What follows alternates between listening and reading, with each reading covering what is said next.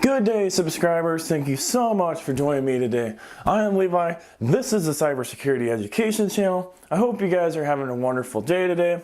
Today we're going to be talking about some news stories today about 2019 cases of ransomware affecting organizations.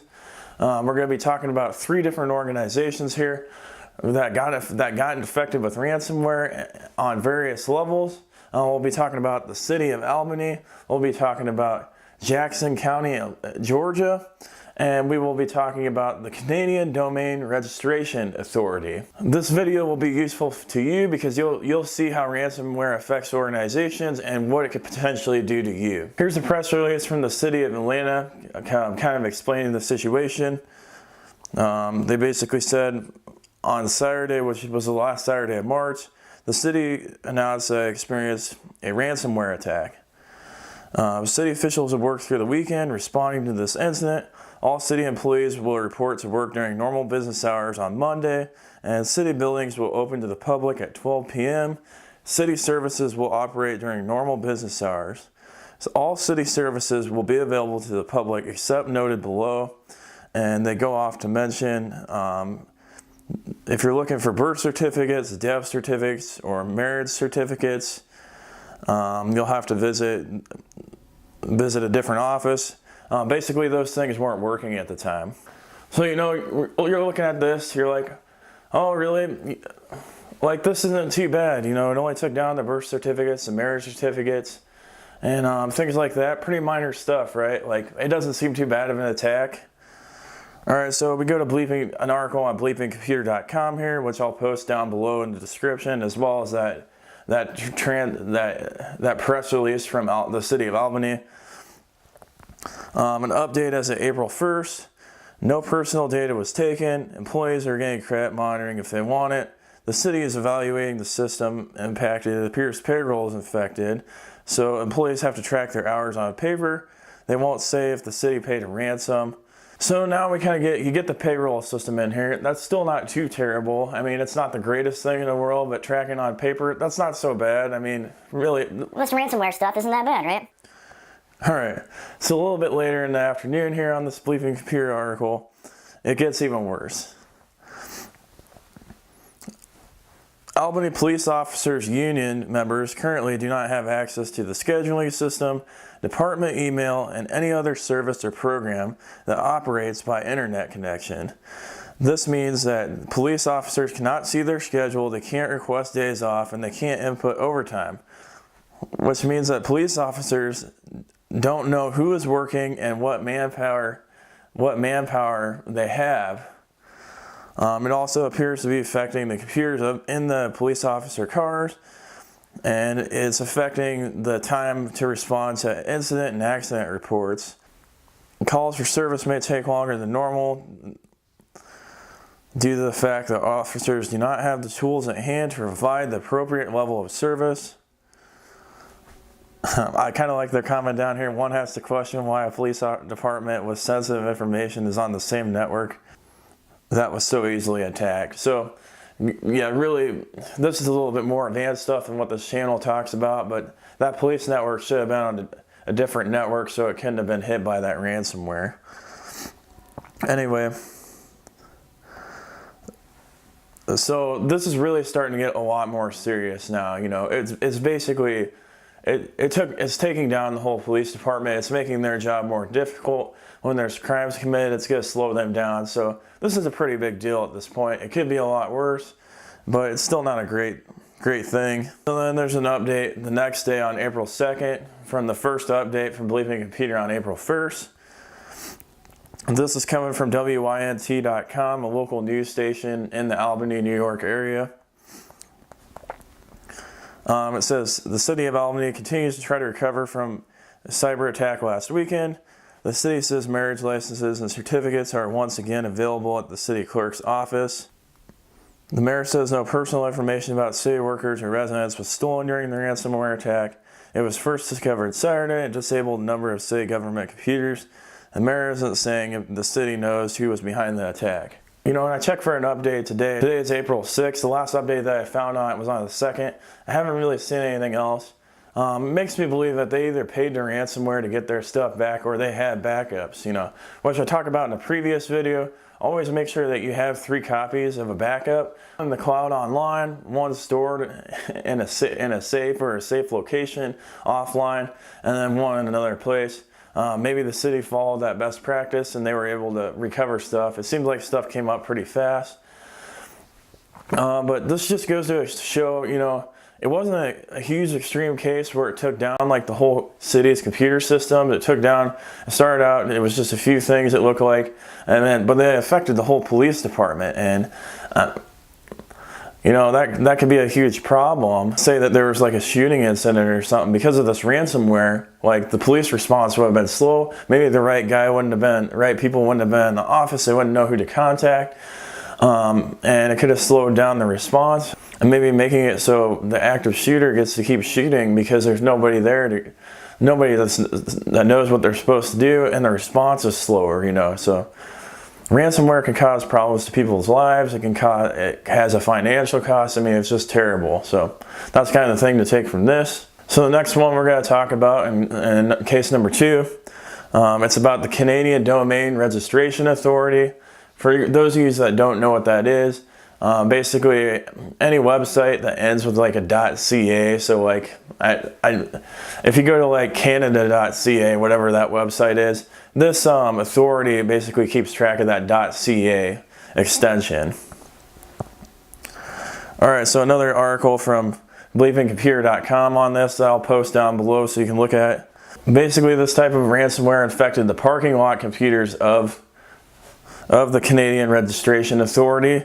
So when people came to work when people came into work that day, the computers didn't have any data on them. They basically got to park for free, which, I mean, hey, what's wrong with free parking, right? The parking lot had 1,000 spots in there, so that's probably quite a bit of money lost for them. So here's kind of an image of what happened that day.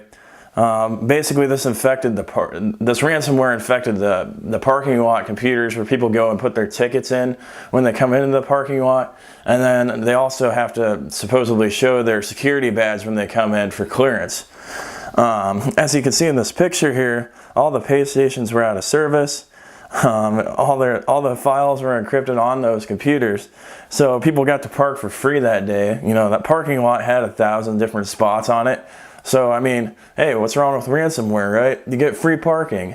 Well, it costs the company a lot of money, I would imagine. And then they also didn't have the ability to verify people's ID cards as they came in, so that's a security threat to the company. There's also a big stadium that had an interest in that parking lot as well.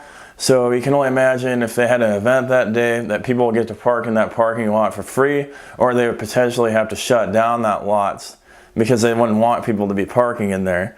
So this incident was relatively small. It just affected parking lot machines, right? But it probably still costed either the parking lot company or the Canadian Domain Registration Company a lot of money, and it also gave a security risk that people could be in there that weren't supposed to be in there, since they didn't have to badge in. So this is a relatively extremely minor case, but you can see that it can still cause a big impact on the organization. So there was 2 major issues in this case.